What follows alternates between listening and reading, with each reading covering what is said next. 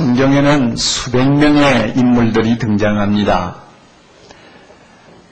우리가 창세기로부터 시작해서 요한계시록까지 쭉 읽으면서 만나는 인물들 하나하나마다 다 우리를 감동시키는 참 영적인 자산을 갖고 있고 또 우리에게 도전을 주는 여러 가지 요소들을 가지고 있습니다.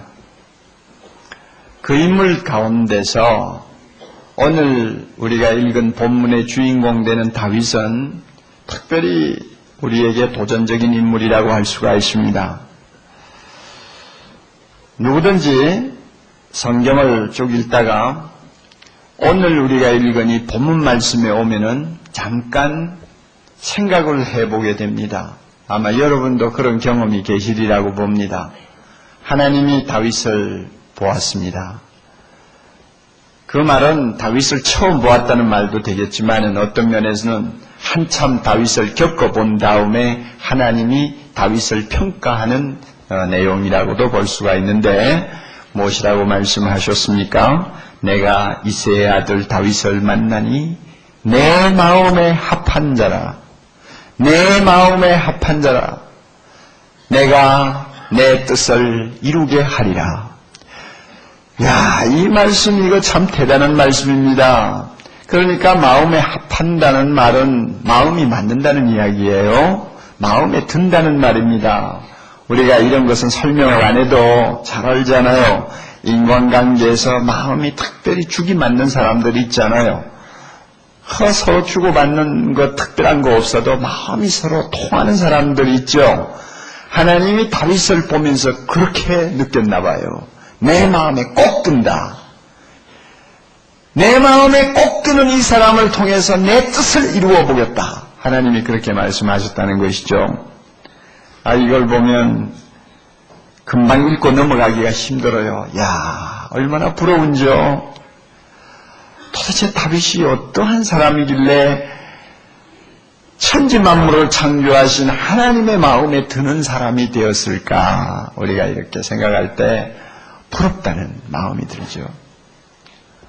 다윗이 골리앗을 죽인 영웅적인 그런 이야기 때문에 부러운 거 아니에요. 다윗이 이스라엘의 성군이 되어서 그 나라를 통일했다고 하는 큰 업적 때문에 우리는 그를 부러워하는 거 아닙니다. 우리가 그를 부러워하는 것은 어쩌면 하나님 마음에 합한 사람이 될 수 있었을까? 이것이 굉장히 부럽게 느껴지는 것입니다.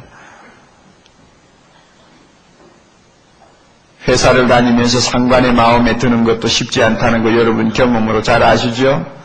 나는 정성을 다해서 하느라고 하는데도 별로 달갑게 여기지 아니하는 것 보면 굉장히 섭섭하죠?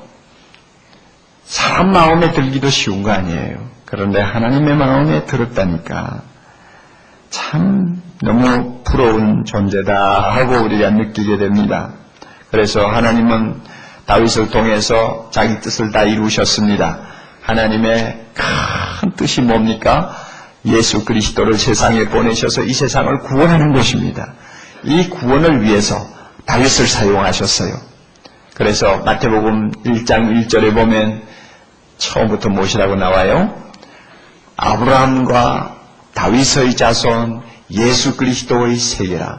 예수님의 족보를 이야기하면서 아브라함을 들고 그 다음에는 다윗을 들었어요. 3000년 이상 되는 구약의 긴 역사를 통해서 예수님의 혈통이 이어져 내려왔는데 그 혈통에 관계되는 모든 사람 다 삭제해버리고 아브라함과 다윗의 자손 이렇게 이야기합니다. 그 말은 뭡니까?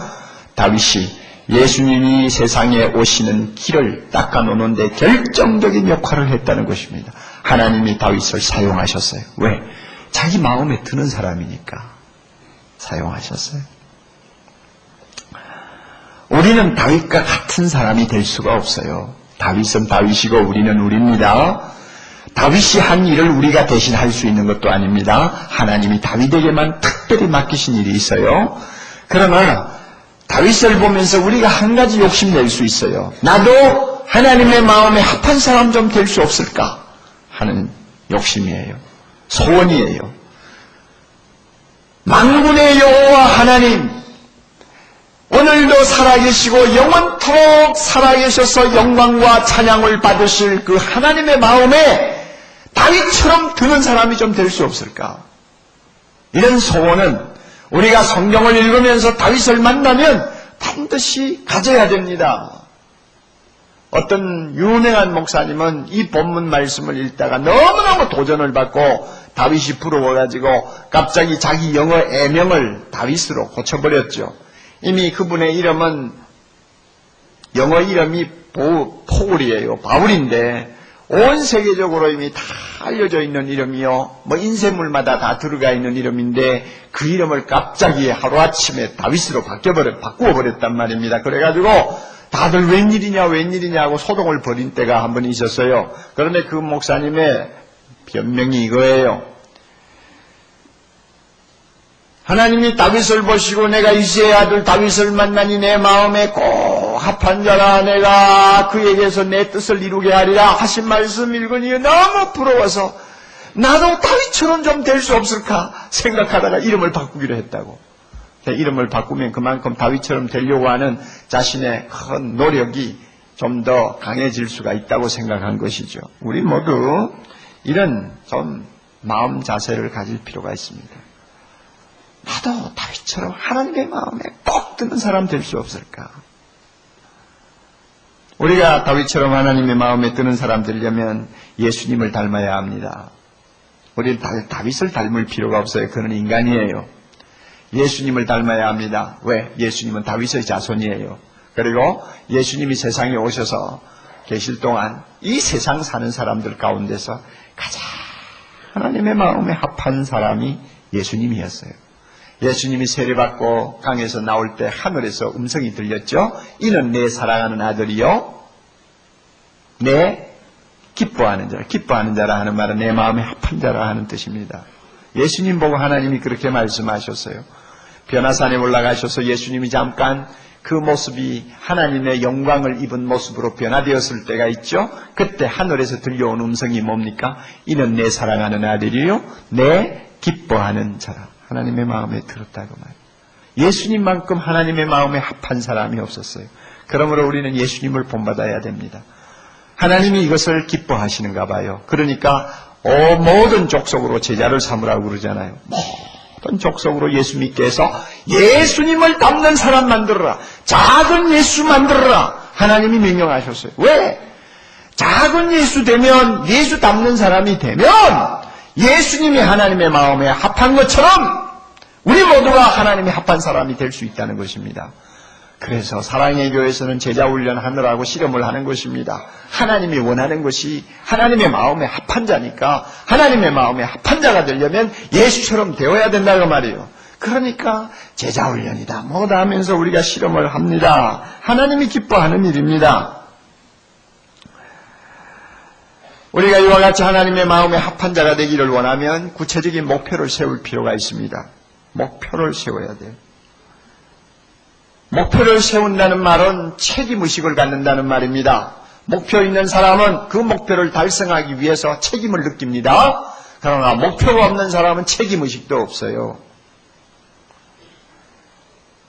목표를 세우는 사람은 그리고 그 목표를 위해서 꾸준히 노력하는 사람은 성공할 확률이 그만큼 큰 것입니다. 예일대학의 연구 발표입니다.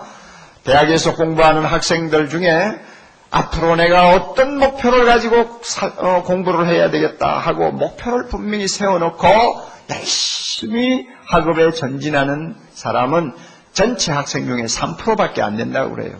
그러니까 100명 중에 3명밖에 없어요. 나머지 97명은 그저 대학에 들어왔으니까 공부하는 거다. 그저 그 정도고 뚜렷하고 분명한 목표가 없는 거예요. 그런데 10년, 20년 후를 놓고 이제 조사를 해보니 분명한 목표를 가지고 공부한 학생이 그렇지 못한 학생보다도 성공하는 확률이 훨씬 높다고 그럽니다. 목표를 세운다는 것은 중요합니다. 목표를 세우는 사람은 그만큼 책임있게 행동합니다. 따라서 우리가 하나님의 마음에 드는 사람 되기를 소원한다면 우리가 몇 가지 목표를 놓고 최선을 다할 때 가능한 것입니다. 몇 가지를 여러분에게 말씀드리겠습니다. 첫째로 변화의 목표를 세우십시오. 변화의 목표입니다. 우리가 신앙생활 수년 동안 하면서도 고쳐야 될 것을 못 고치는 것들이 있잖아요. 벌써 우리 예배 나와서 찬송하고 기도하고 말씀 듣는 사람들은요, 비록 그 믿음이 좀 약하다고 할지라도 벌써 그 마음에는 성령이 강하게 역사합니다. 그래서 성령의 그 예민한 그 음성이 있어요. 그리고 느낌이 있어요. 따라서 이 신앙 양심이 작동을 하거든요. 나 이래가지고 안 될 텐데, 이거는 고쳐야 되는데, 이거 안 고치면 내가 이거 신앙생활 바로 못하겠는데 하는 나름대로의 뭔가 있어요.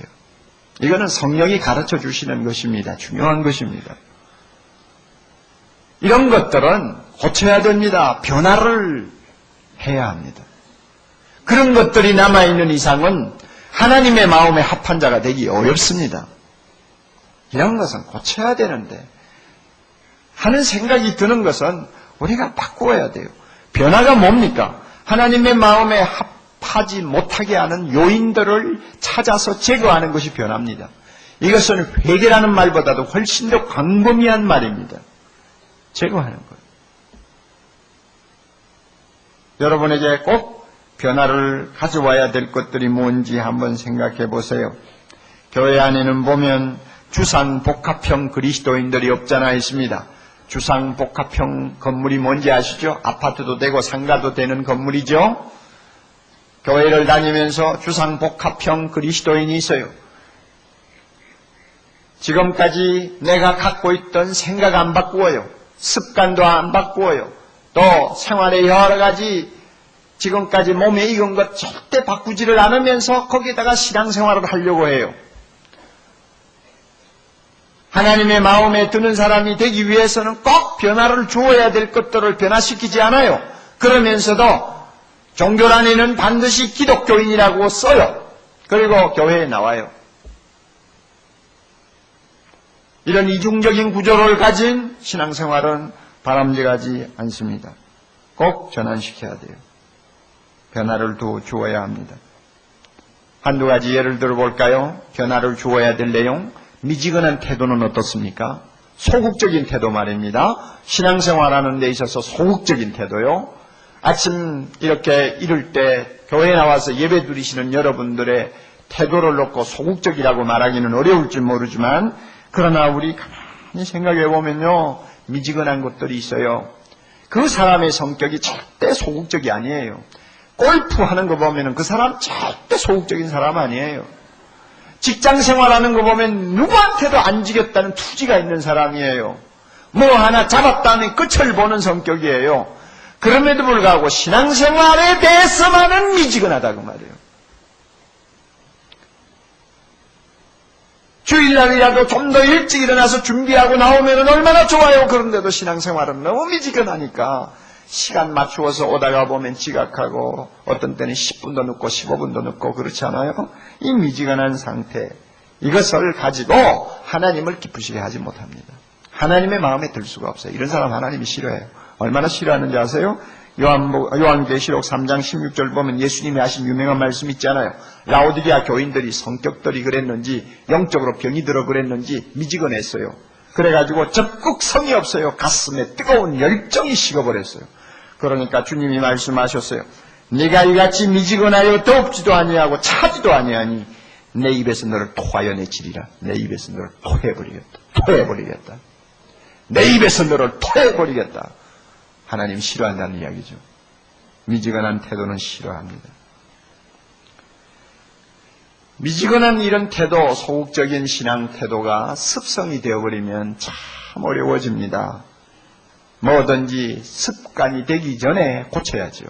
그것이 습관이 되어버리면, 습성이 되어버리면 이거는 구제불능이 될 수 있습니다. 제가 사랑의 교회 시작하고 나서 23년 동안 지켜보는 형제들 가운데서 아직도 그 미지근한 신앙 태도를 고치지 못해가지고 이제는 구제불능이 된 사람들이 있어요.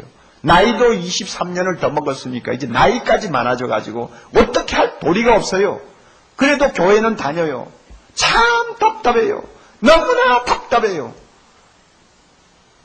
하나님이 그래도 천국에는 받아주시면 좋겠는데 잘못하면 쫓겨나올 확률도 있어요.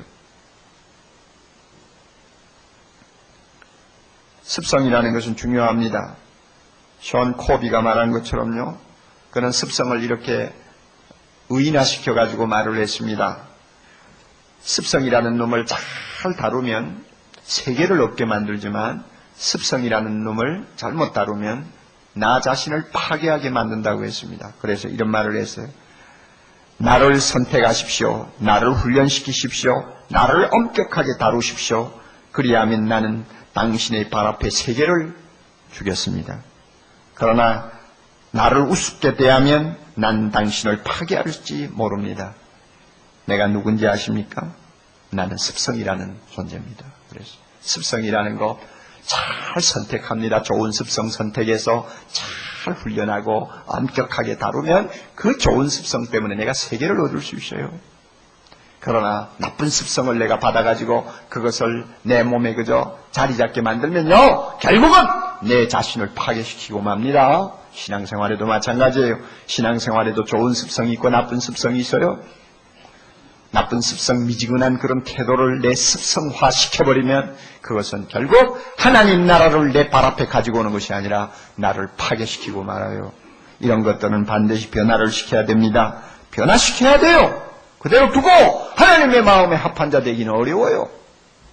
여러분에게 이와 같은 태도가 있으면 당장 나는 이것을 어떻게 하든지 고쳐야 되겠다고 하는 작심을 하세요.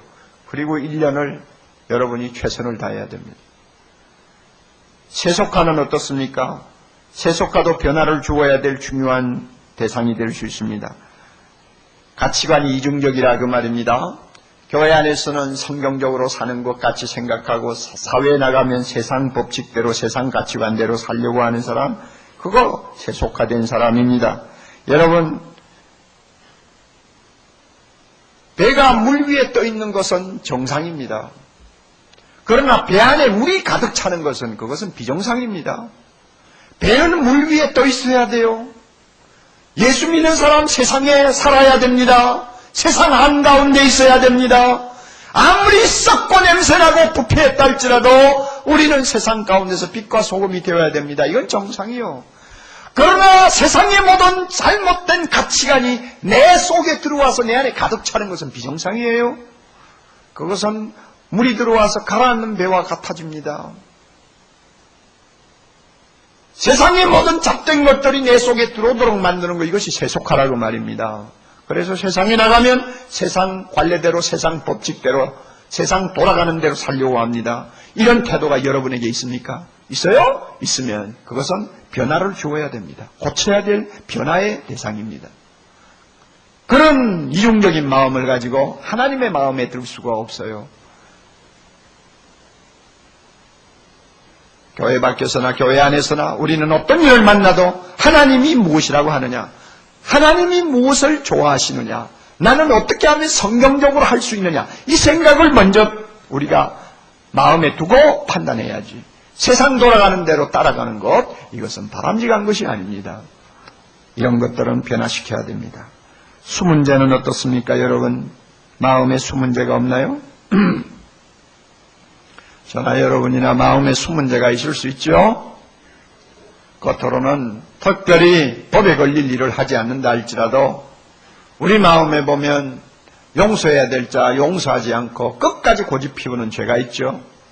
사랑해야 될 자 사랑하지 못하는 끝까지 고집 피우는 죄가 있죠.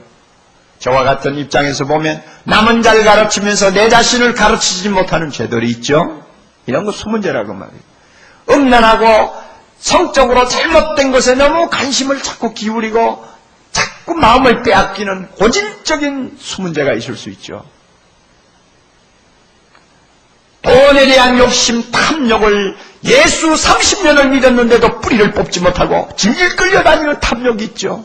이런 것들 수문제라고 말이에요. 이런 것들을 우리가 하나님 앞에 회개하고 바꿔야 돼요. 고쳐야 돼요.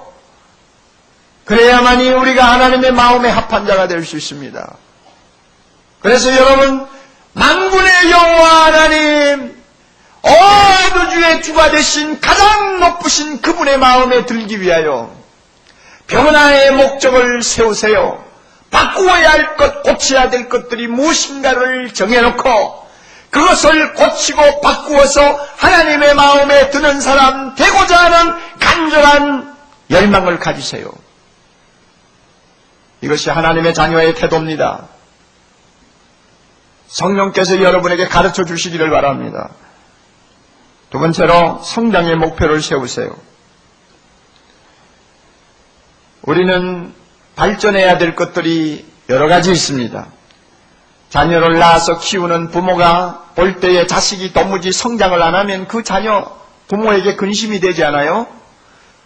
하나님이 우리를 부르셔서 그의 자녀 삼으셨는데 꼭 성장해야 될 것들이 성장하지 않고 10년, 20년 그대로 그 자리에 남아있으면 이것은 하나님을 슬프게 하는 일입니다. 그런 사람이 하나님의 마음에 합할 수가 없어요. 에베소 2장 15절입니다. 오직 사랑 안에서 참된 것을 하여 범사의 예수 그리스도에게까지 자랄지니라. 예수 그리스도에게까지 자랄지니라. 그래서 예수님을 닮는 사람은 예수님처럼 되기 위하여 계속 자라야 된다고 말씀합니다. 여러분, 믿음이 10년 전에 비해서 아직도 자라지 못하다고 생각됩니까? 그 믿음 자라야 돼요. 믿음을 꼭 성장시키겠다는 목표를 세우세요. 믿음은 계속 발전하게 돼 있어요. 그런데 내 믿음이 자라지 않아.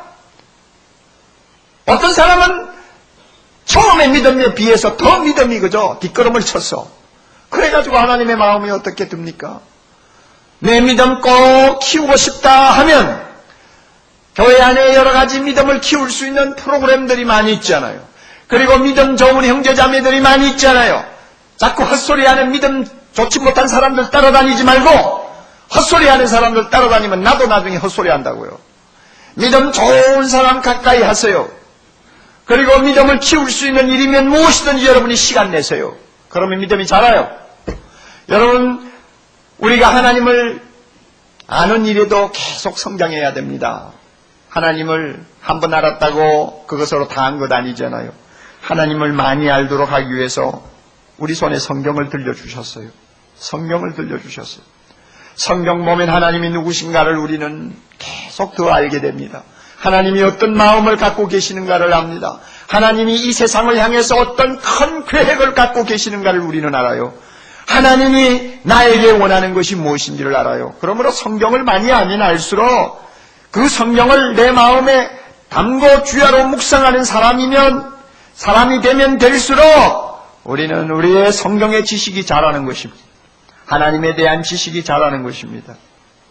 여러분, 성경을 들고도 너무 나는 성경에 무식하다, 잘 모르겠다, 읽어도 모르겠고 들어도 모르겠고 10년 전이나 10년 후나 똑같다, 달라진 것이 없구나 하는 생각이 들면 이거 절대 좋은 거 아니에요. 배우세요. 배우고 성장하려고 노력하세요. 열심만 내면 얼마든지 배울 수 있습니다.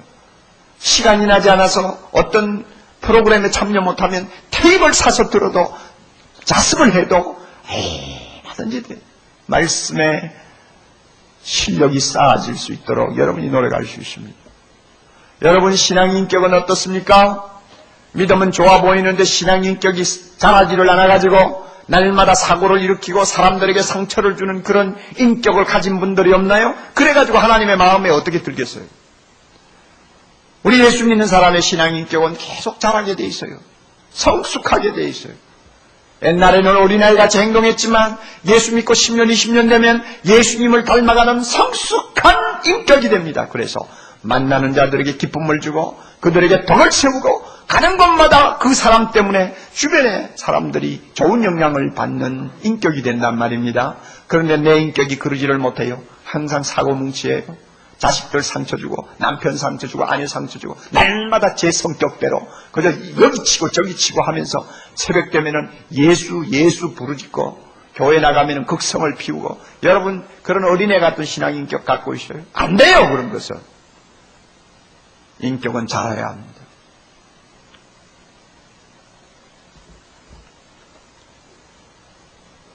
이런 것들을 우리가 솔직하게 시인하고 내 믿음을 키워야 되겠다. 하나님의 말씀에 대한 지식을 계속 키워야 되겠다. 내 신앙 인격도 키워야 되겠다. 이래서 성장의 발전의 목표를 정해놓고 우리가 노력하면 하나님의 마음에 드는 사람 될 수 있습니다. 세 번째로요, 헌신의 목표를 세우시기 바랍니다. 헌신이란 하나님이 기뻐하시는 일을 위해서 매일 신실하게 사는 삶을 말합니다. 헨리 나우엔의 말을 빌리면 가장 위대한 도전이 바로 이 헌신입니다. 이 헌신이란 뭐냐? 매 순간마다 결정해야 할 신실한 삶이라고 그랬어요. 그래서 그는 다시 이어서 말합니다. 당신이 먹고 마시고 일하는 것이 더 이상 하나님의 영광을 위한 것이 아니라면 지금 당장 그만두어야 합니다. 당신이 먹고 마시고 일하는 것이 더 이상 하나님의 영광을 위한 것이 아니라면 지금 당장 그만두어야 합니다. 죽으라는 소리죠. 먹고 마시는 것까지 그만두라니까. 모든 것을 하나님의 영광을 위해서 드리고자 하는 신실한 자세, 이것이 헌신입니다. 위대한 종교개혁자 존 칼빈도 비슷한 말을 했어요. 주님께서 우리를 구원하신 목적이 어디 있는지 압니까? 우리 자신과 우리의 모든 지체를 그분에게 거룩하게 드리도록 하기 위해서 구원했습니다. 그래서 구원받은 우리는 내 것이 하나도 없어요. 모두가 하나님의 것이에요. 그러므로 하나님의 영광을 위하여 드려야 되도록 되어 있습니다. 모든 것은 하나님에게 돌아가야 합니다. 로마서 11장 36절 위대한 선언이 있습니다. 이는 만물이 주에게서 나오고 주로 말미암고 주에게로 돌아감이니라. 영광이 그에게 세세에 있으리로다. 주에게로 돌아가리라. 그렇잖아요. 만물은 하나님의 손에서 만들어졌습니다. 하나님의 손에서 나왔어요. 그리고 지금 하나님의 손에서 이 만물, 모든 우주 만물이 보존되고 있어요.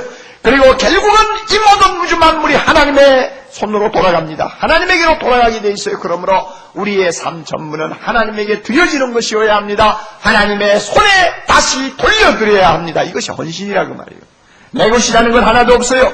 여인숙과 같은, 여인숙에서 하룻밤을 보내는 것과 같이 허무하게 살다가 가는 인생, 이 인생은 남겨놓고 가서는 안 됩니다. 움켜쥐고 있다가 끝내서는 안 됩니다.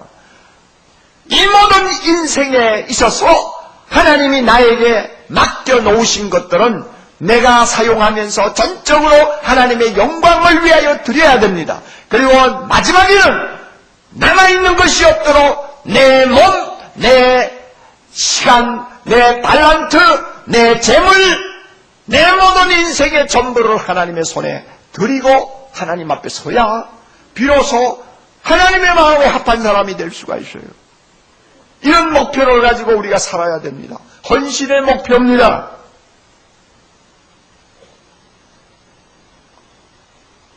여러분의 삶을 한번 잘 판단해 보세요. 하나님의 영광을 위해서 내 모든 것은 쓰여지고 있는지 살펴보시라고 말이에요. 그리고 하나님이 원하실 때는 기꺼이 내 시간도 내놓습니까? 내 젊음도 내놓습니까? 내 재물도 하나님의 손에 올려드립니까? 내 달란트도 하나님의 영광을 위해서 드립니까? 그 드리는 마음가짐이 있으면, 그리고 실제로 드리면 그 사람은 헌신하는 사람이에요. 그러나 드리는 것은 좀 있고 나머지는 내가 움켜쥐고 내놓지 않는다. 헌신이 안 되는 사람이에요. 나우엔이 한 말처럼 하나님의 영광을 위해서 나에게 있는 것 모든 것을 다 쓰지 아니하면, 헌신하지 아니하면 그것은 다 헛된 일입니다. 저는 평소에 우리 교회만큼 좋은 교회가 없다 늘 이렇게 생각을 하는데 요사이 도전받아요. 우리 교회보다 훨씬 더 좋은 교회가 있는 것 같아요. 미국에 있는 남가주 사랑의 교회는 우리 교회와 자매 교회입니다. 그래서 이름도 같고요. 또 그 교회 담임 목사와 저는 30년의 깊은 또 영적인 선후배 관계를 갖고 있고요. 그리고 똑같이 두 교회가 제자훈련 목회 철학을 가지고 하나는 한국에서 하나는 미국에서 제자훈련을 하는 선두주자로서 많은 영향을 끼치고 있습니다. 그런데 이제 남가주 사랑의 교회는 14년 된 교회입니다. 역사가 우리보다 10년이 더 짧아요. 그럼에도 불구하고 그 교회는 지금 4,000여 이민교회, 전 세계 이민교회 가운데서 가장 큰 교회로 이제는 발돋움을 했습니다. 어른 예배 3,500명 정도 모이고 1년 예산이 700만 불, 800만 불 되는 교회는 이민교회 안에서는 사례가 없어요. 제일 앞서가는 교회. 그리고 그 교회를 통하여 많은 교회들이 제자훈련에 도전을 받고 있습니다. 참 얼마나 자랑스럽고 감사한지 몰라요. 그런데 한 달 전에 그 교회에서 특별 헌금을 했습니다.